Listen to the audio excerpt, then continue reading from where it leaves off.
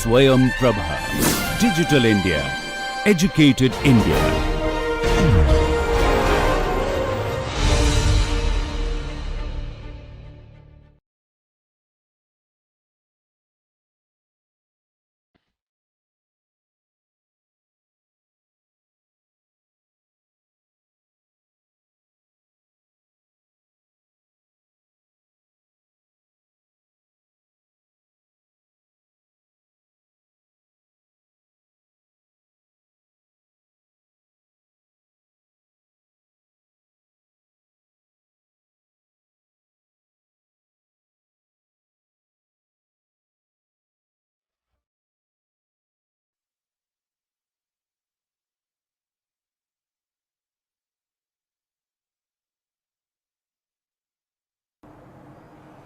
Today we will first consider transformation of strain epsilon ij from one system of coordinates to another system of coordinates.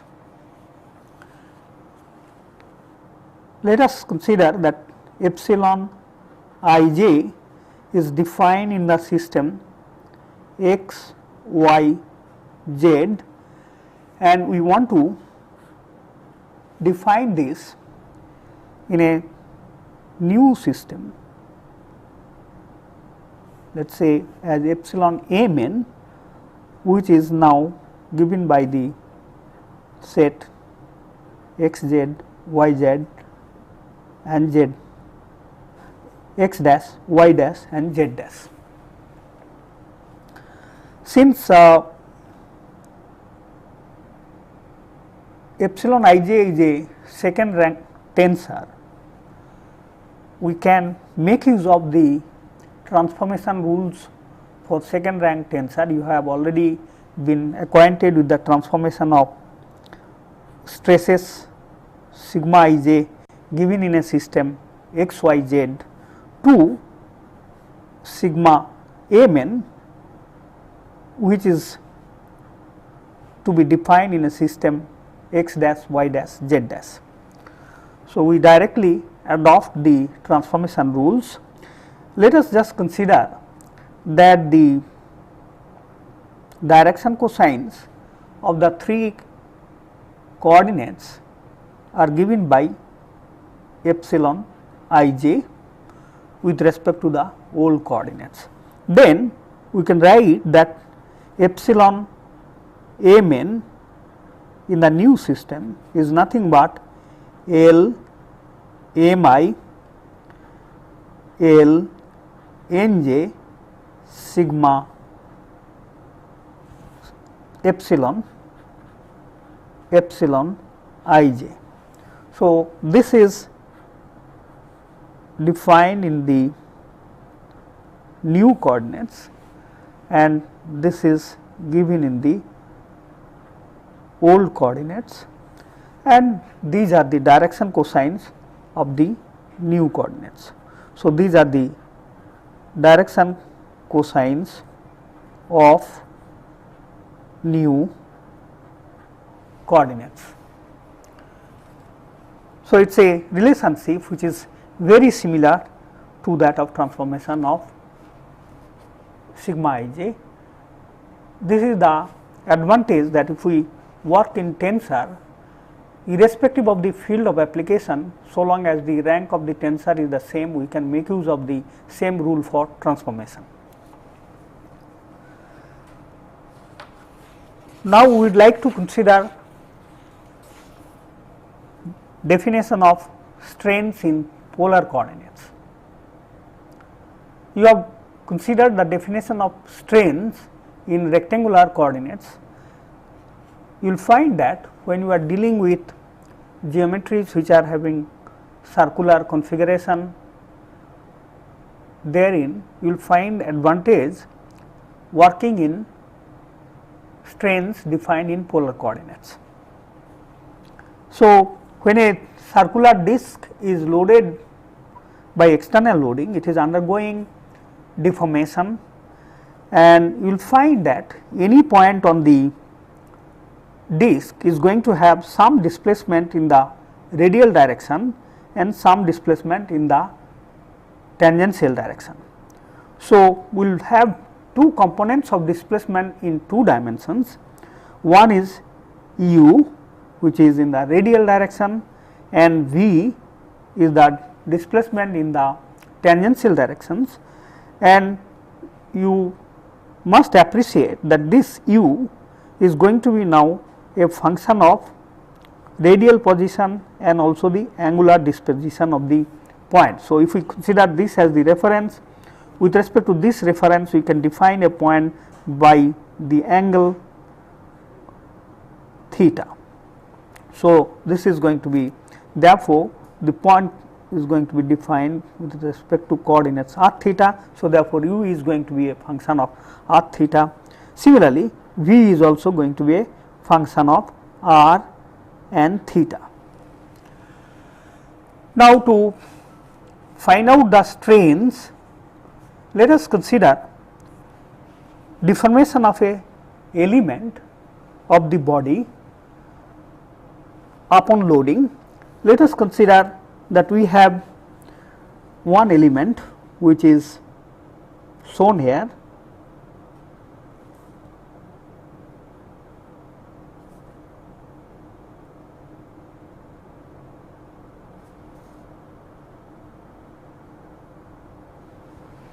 let us consider an element which is defined by this radial dimension delta r and the angular disposition delta theta. So, let us consider that this particular element is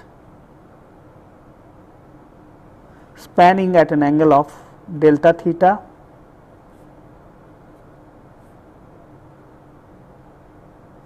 so this is the angle delta theta,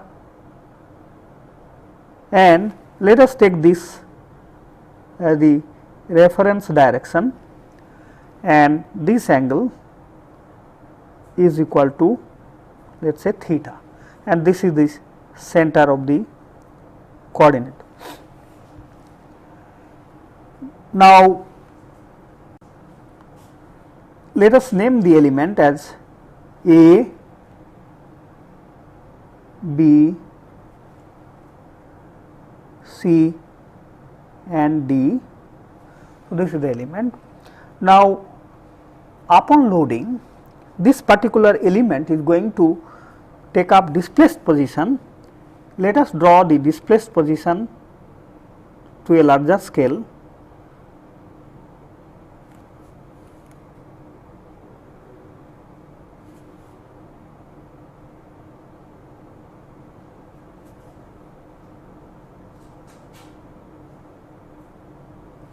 So, this is the displaced position. Let us say that this is the position of A, let us say that this is new position of A and it is A dash. Similarly, new position of B is B dash, new position of D is D dash, and the new position of C is C dash. Now, the displacement that A has undergone in the radial direction is this much. Let us say that this is the displacement u, and the tangential displacement, which is exactly in the orthogonal direction, this is equal to v. The point B has undergone a displacement in the radial direction of this magnitude, and it is indicated by BB1 here, and it has undergone a tangential displacement of this magnitude, which is B1 to B dash.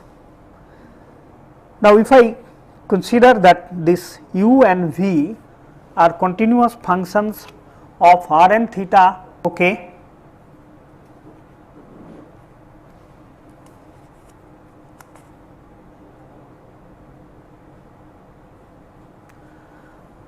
so u and v are continuous functions of r and theta over the domain of the body. we can consider this distance AB to be given by, it is a small distance, it is given by delta r, and let us also consider that the distance of point O, point A from the center O is equal to r. Now, if we consider that this point B is located at a small distance from A, we can find out the displacement in the radial direction of B by Taylor series expansion. So, we can write displacement of B as u plus delta u delta r multiplied by delta r. So, therefore, that is the displacement of B in the radial direction. Similarly, the displacement B1 B dash, which is in the theta direction, we consider this to be theta direction, that can also be now, since this is V, we can now consider change of V with distance AB, and it is going to be therefore V plus delta V delta R multiplied by delta R.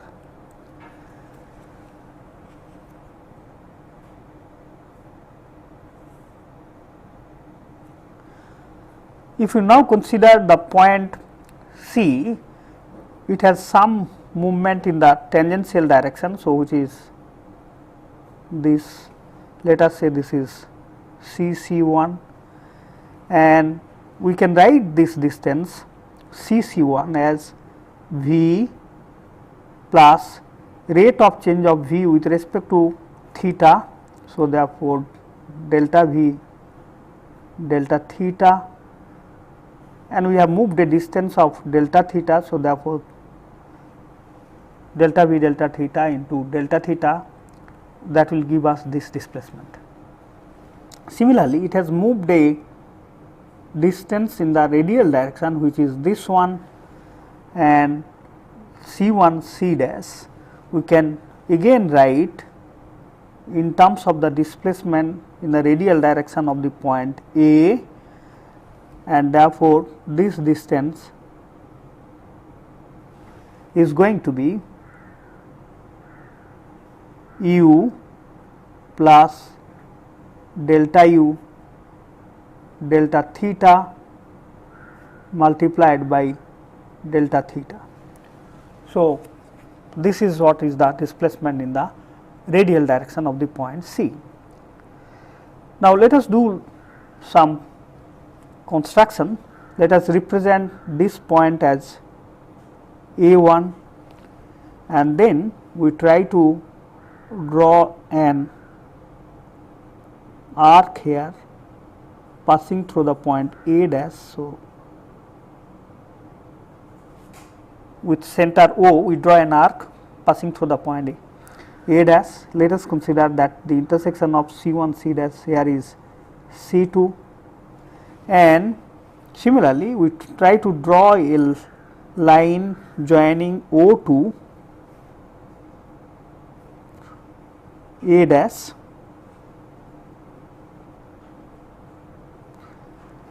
That makes an angle of, let us say, delta, and now we extend this line here. Let us say the intersection of this radial line with B1 B dash is B3. We draw a line parallel to A1 B1, which is this one. Let us say that that intersect B1 B dash at point B2. So, therefore, this angle is, since this is parallel to this, therefore, this angle is equal to this angle, and therefore, that is equal to delta. We also indicate the angle, approximate angle between this A dash B dash and A dash B3 is equal to gamma 1, and similarly the angle made by the direction A dash C dash with this arc is equal to gamma 2. With this we are ready to define the strains. So, if we now consider the strain in the radial direction, which is represented as epsilon r, that is equal to limit delta r tending to 0, length of this element AB tending to 0, change in the length of AB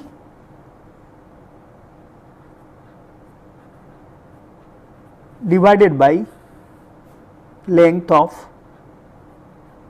AB.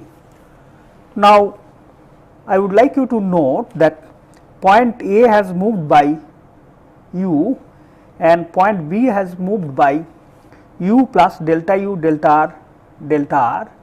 So, therefore, the net stretching has been this distance minus this. So, therefore, it is delta u delta r.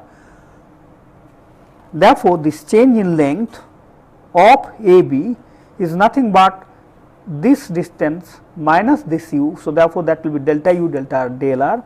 So, we can now write limit delta r tending to 0, delta u delta r, and length of AB is nothing but delta r. So, therefore, this strain in the radial direction is given by delta u delta r, which is the partial derivative of radial displacement with respect to r. Similarly, if we consider epsilon theta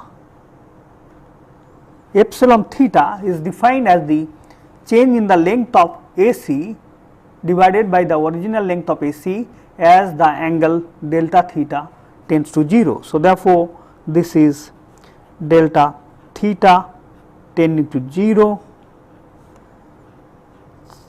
change of AC divided by length of AC. Now, if we just consider that AC is not moving in the radial direction at all, it has remained in the same radial disposition and it has moved in the tangential direction only, then you see that point A has moved in the tangential direction by V, and this point C has moved by V plus delta V delta theta del theta, and therefore, the net movement has been this total minus V, therefore, that is delta V delta theta del theta. So, that is one part which comes up from the tangential displacement of AC in the tangential direction only.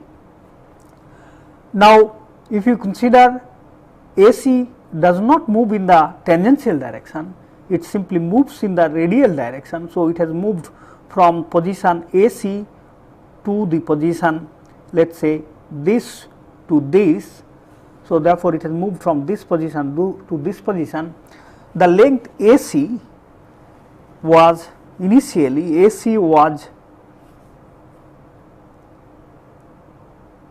that is nothing but r into delta theta.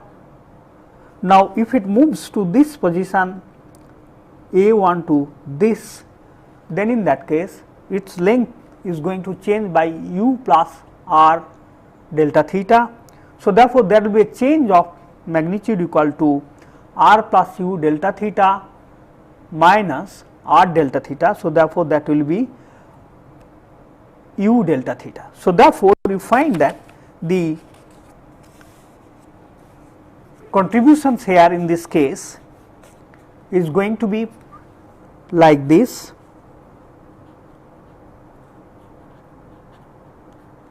Change in length of AC will be first of all of magnitude delta V, delta theta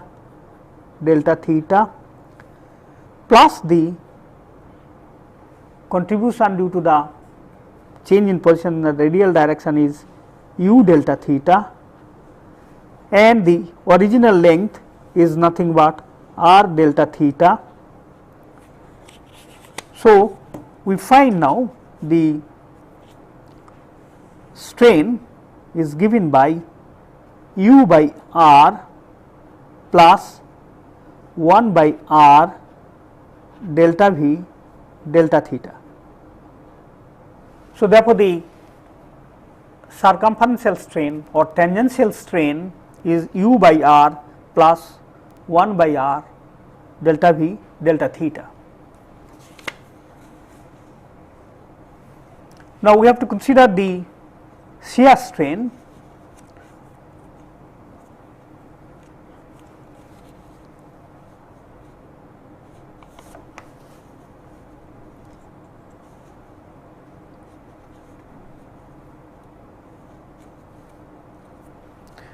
Let us consider now shear strain,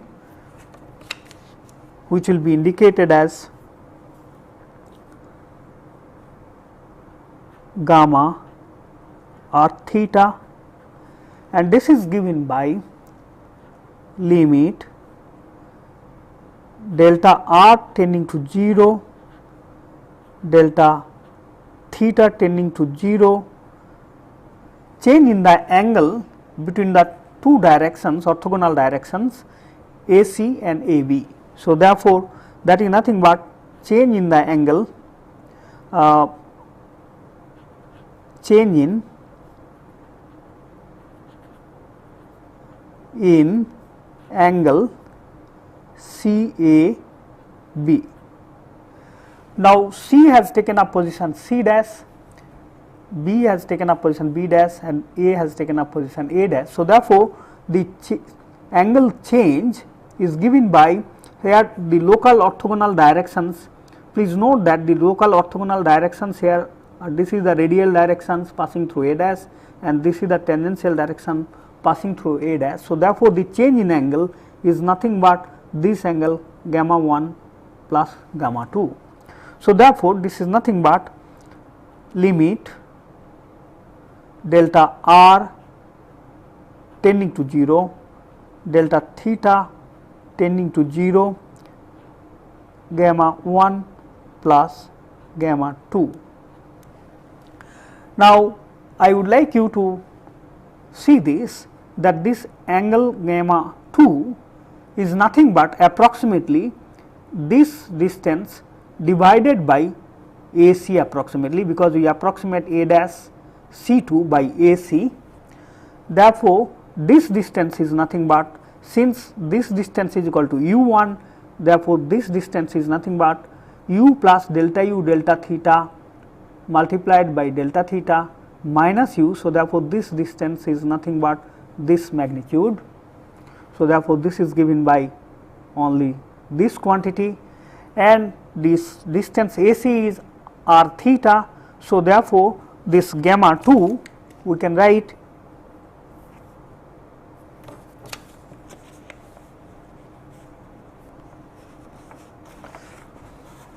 gamma 2 as 1 by r delta theta multiplied by delta u delta theta del theta. And let us now see what is gamma 1.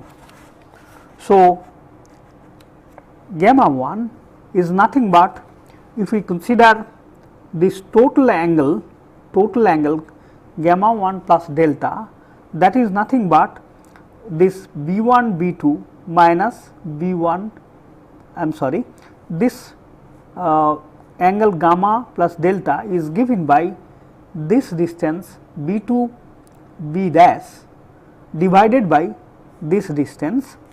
Now, if you look into that, this B1 B2 is nothing but V, and this total distance, we had got this total distance as V plus delta V delta R del R. So, therefore, this total distance is nothing but given by this quantity. So, if we subtract V, therefore, this distance here is going to be given by this magnitude. So, therefore, delta V delta R is this distance, and this A1 B2 can be approximated by AB, which is delta R. So, therefore, this angle gamma 1 plus delta is nothing but it is approximately equal to B2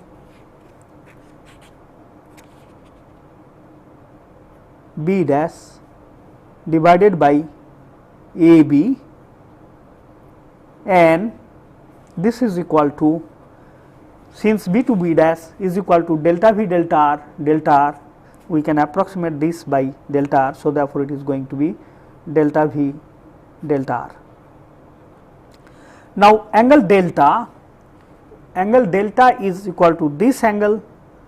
If we consider that this distance OA is equal to R, then this angle is approximately equal to this distance divided by OA, which is going to be V by R. So, therefore, delta is equal to V by R.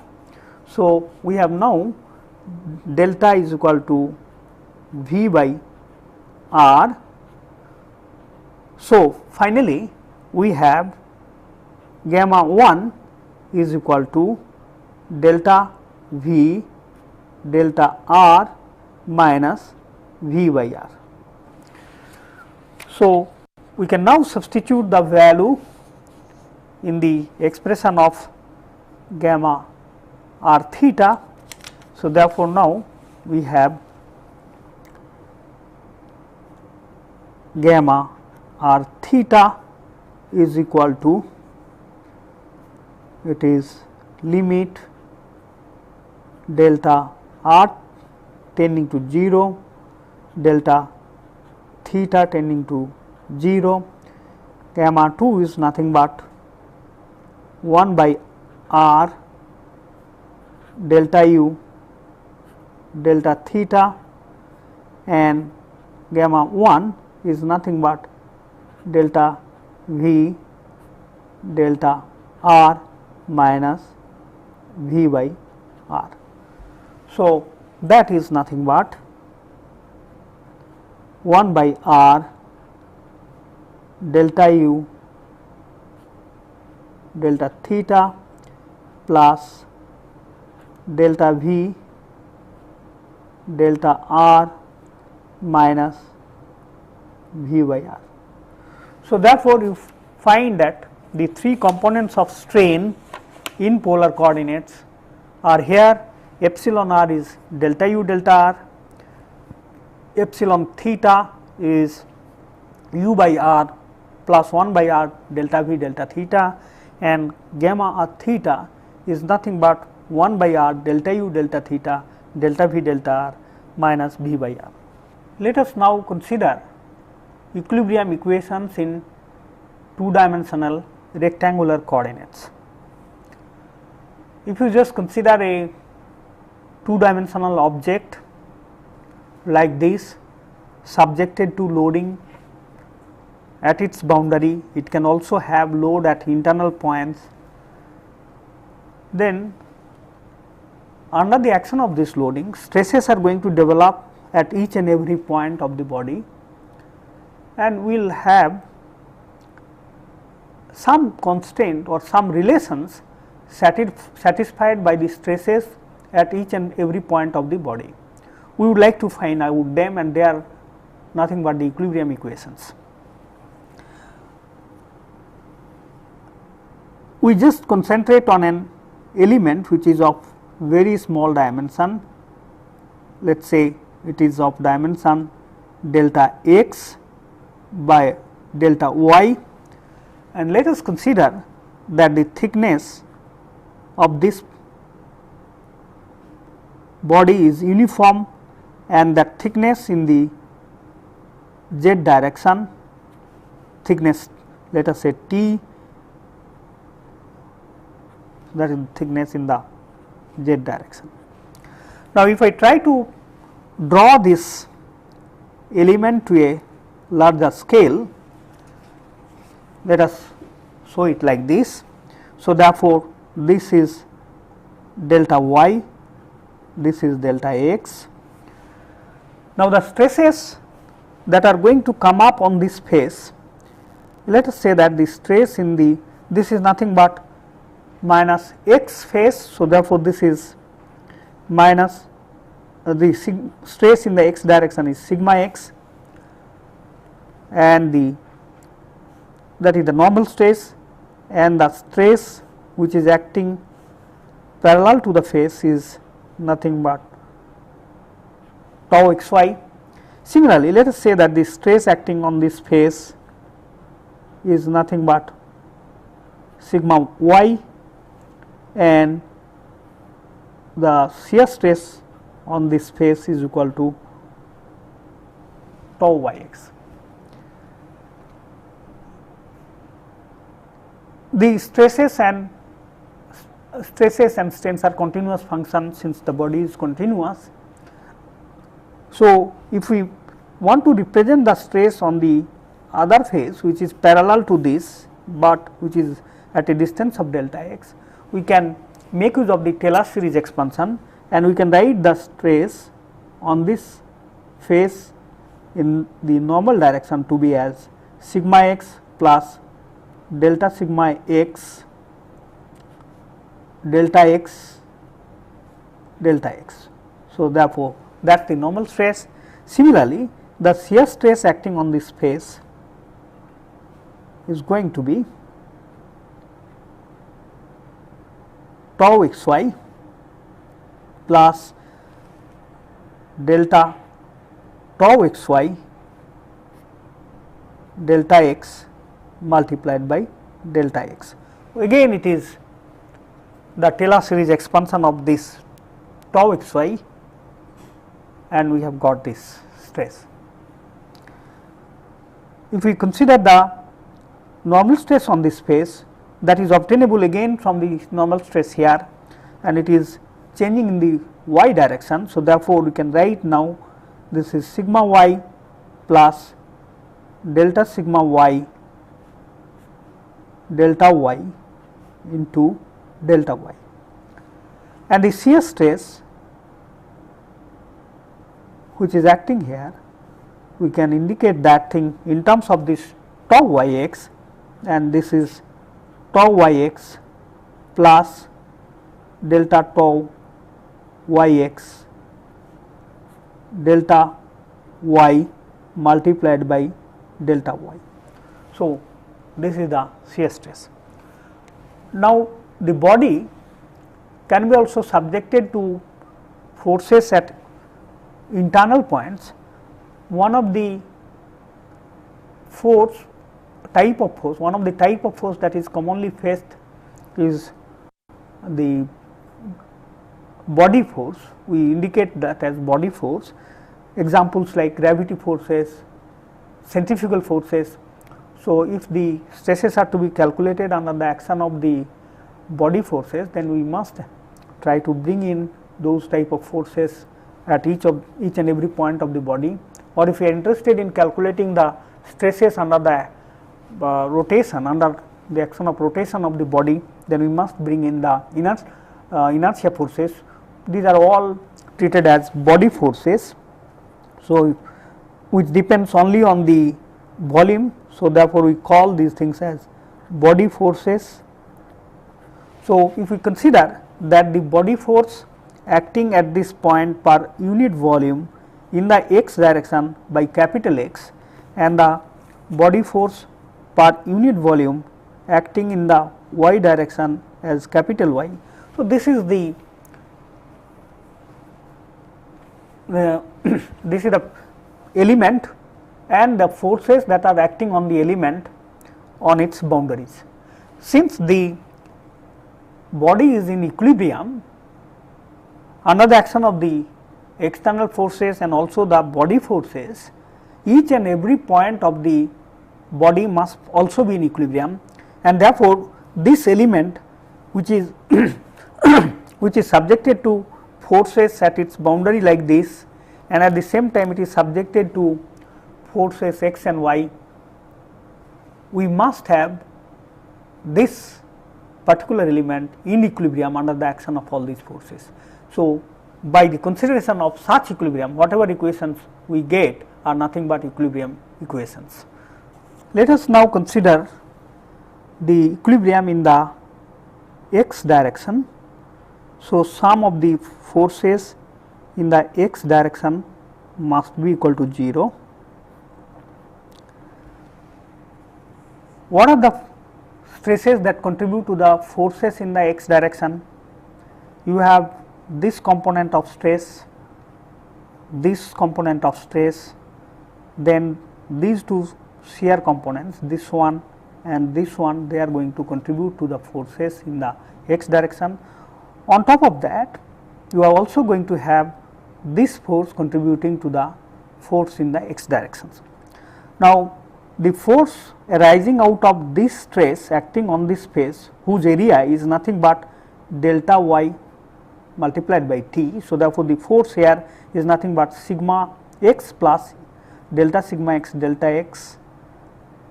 x multiplied by sigma y into delta t, and the force which is arising out of this stress sigma x is nothing but sigma x into delta y into t. So, therefore, the net force which is coming out from these two components in the x direction is going to be delta sigma x delta x multiplied by delta y into delta t, and since delta y x into delta y into t is volume of the element. So, we can write the net force in the x direction from the stresses in the normal stresses in the x direction are nothing but delta sigma x delta x into delta v, wherein delta v is nothing but delta x into delta y into t. Now, the other component which is going to come from this stress acting on this area whose magnitude is delta x into t, and similarly this stress y x is also acting on the similar area. So, therefore, the net force is nothing but this incremental stress multiplied by the area delta x into t. So, therefore, the net force is going to be again delta tau y x delta y multiplied by delta y into delta x into t, and if we represent again delta x into delta y into t as delta v, then we will have it as delta tau y x delta y multiplied by delta v. Then this force which is also contributing to the stress to the force in the x direction, which is nothing but x into delta v. So, therefore, we will have x into delta v, that is the force in the x direction. So, therefore, sum of all these things must be equal to 0. So, delta v is a common quantity. Finally, we can write the equation as delta sigma x delta x plus delta tau y x delta y plus x equal to 0. So, this is the equilibrium equation in the x direction. Now, we would like to also consider the equilibrium in the y direction. So, if we now consider in a similar manner summation of the forces in the y direction equal to 0, that will give us like this. You have the force coming out in this y direction is due to this normal stress, and due to this shear stress and this shear stress, plus component due to the body force y. Now, the differential force acting in the y direction due to the normal stress is going to be this magnitude multiplied by the area, which is delta x into t, and therefore, again we can write delta x delta y into t as delta v. So, therefore, the differential force is nothing but this delta sigma y delta y multiplied by delta v. So, delta sigma y delta y multiplied by v, and from the shear stress tau xy plus delta tau xy delta x and this tau xy acting here, the area of this face is nothing but delta y into t. So, therefore, the differential force is going to be simply due to this multiplied by the area is delta y t. The component would be delta tau xy delta x into delta v.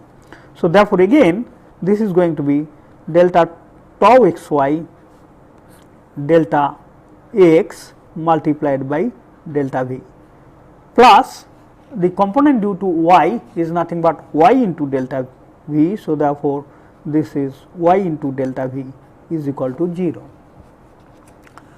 So, we can now take the common factor out, and therefore, our second equilibrium equation is delta tau xy delta x plus delta sigma y delta y plus y equal to 0. Now, we will consider, let us say that the center point here of the element is O. Now, this element must also be in moment equilibrium, and therefore, if we write moment of all the forces about the center point O equal to 0, let us see what are the forces that is going to cause moment. Since this stress is going to be uniformly acting over this area, or let me put it this way, that we are considering this distance delta y is so very small that this stress intensity can be taken to be uniform over this area. Similarly, for all other stresses we can take them to be uniform over the faces over which they are acting.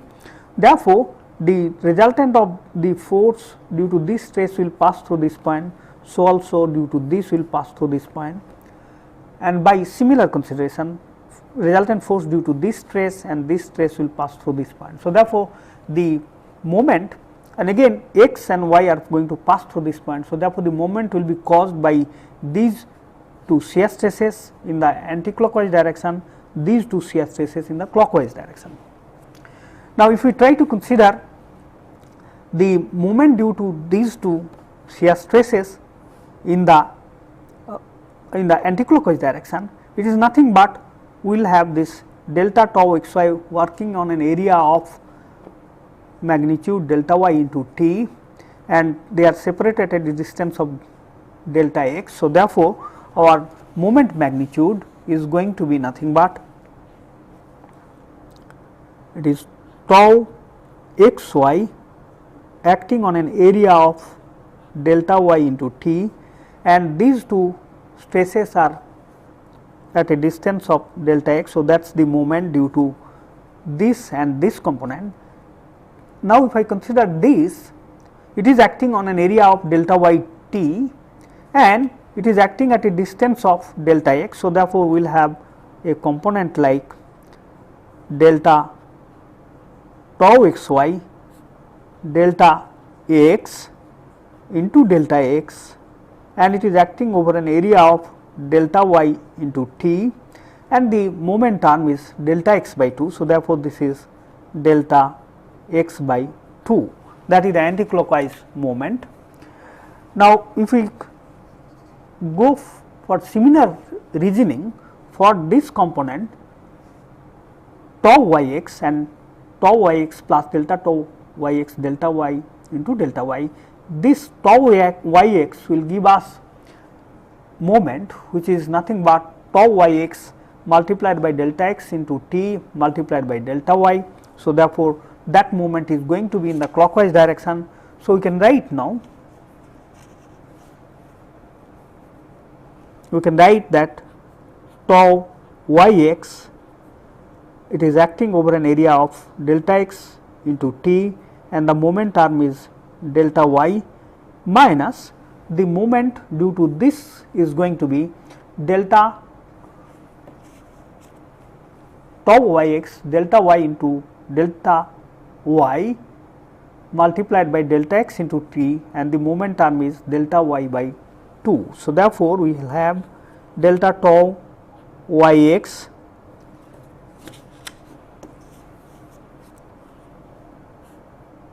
delta y multiplied by delta y, and the area is delta x into t, and the moment arm is delta y by 2.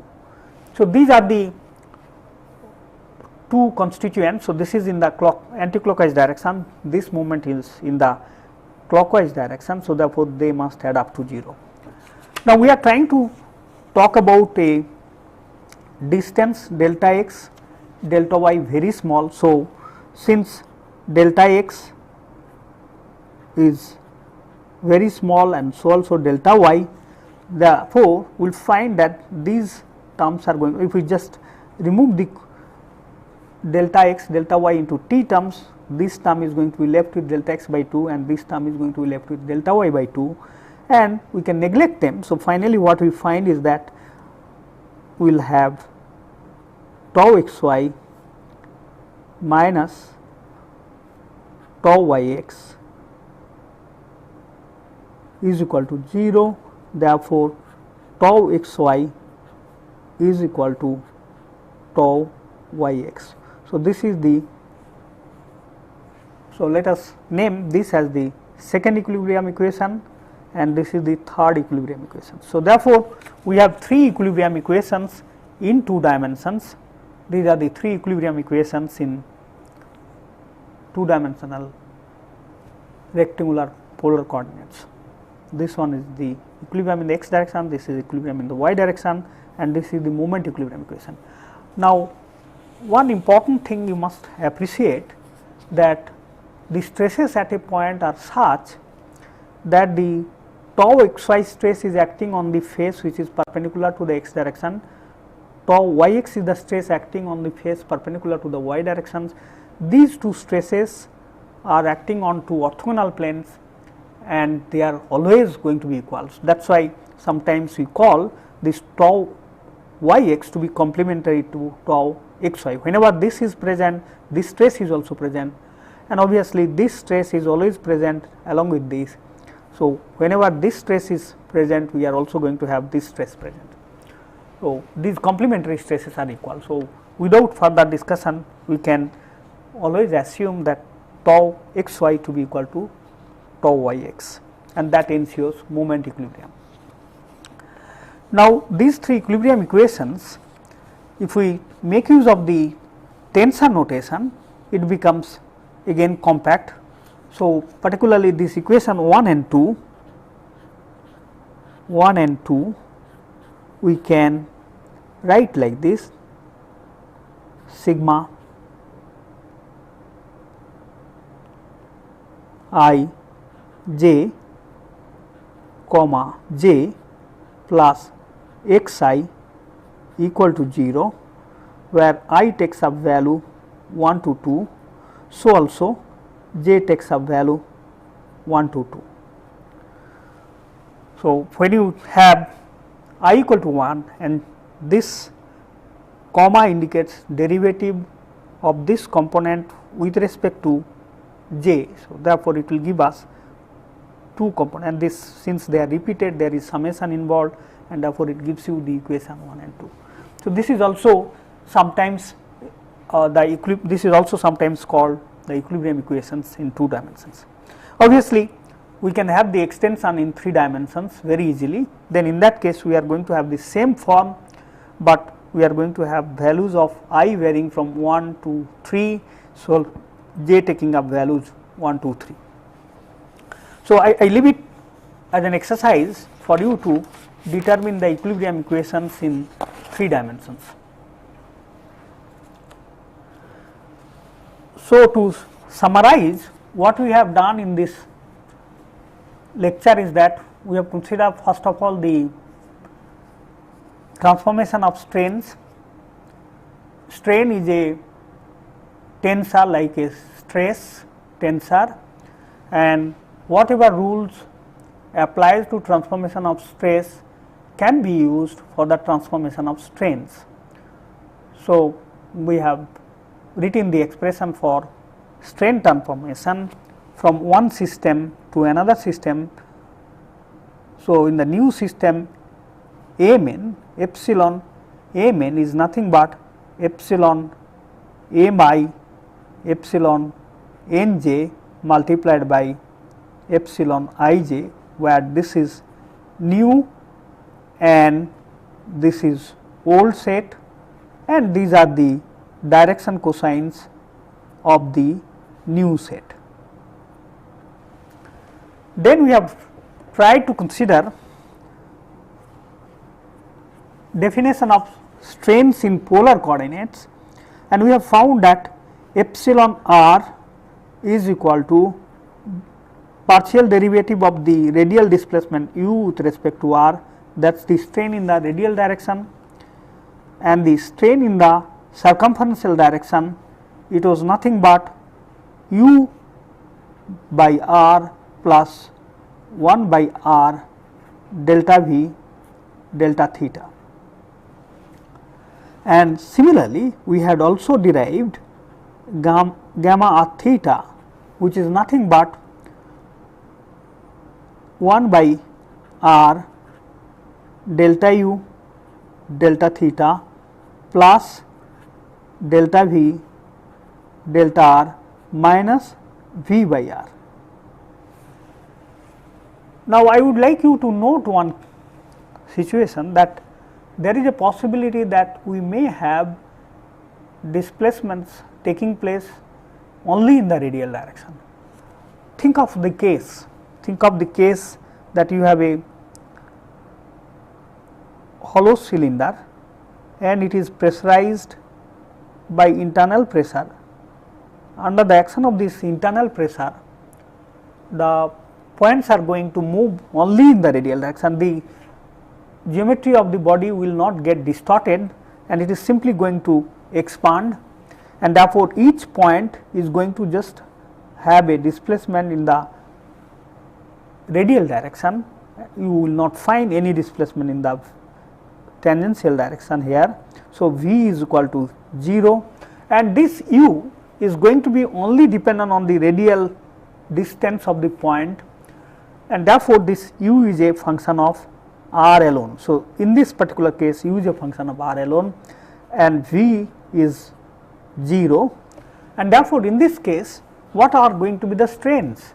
You will find that here epsilon r is just going to be delta u delta r, and since u is a function of r alone, so we can write this thing as du dr, total derivative rather than partial derivative, and epsilon theta is going to be nothing but, since v is not present, so therefore, this part is 0 and the tangential strain is u by r, and shear strain gamma r theta, herein u is not a function of theta. So, therefore, this is going to be 0, v is not present. So, therefore, this is 0 and v is 0. So, therefore, everything is 0. So, therefore, there is no shear strain.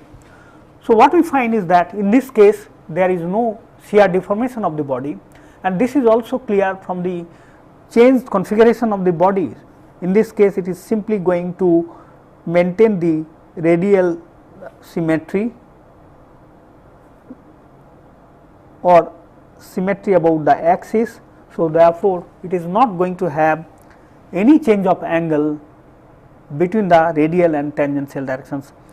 What I mean is that if you have a circle initially like this, the angle between the radial direction and tangential direction is 90 degree, and once it gets displaced to a position like this, the angle between the radial direction and tangential direction is again 90 degrees. So, therefore, there is no shear deformation here. So, therefore, in this case obviously the angle 90 degree is maintained, and therefore, the shear strain is 0 there, and this is a typical case wherein you have only radial displacements. Then we have considered, of course, the equilibrium equations in 2D rectangular coordinates.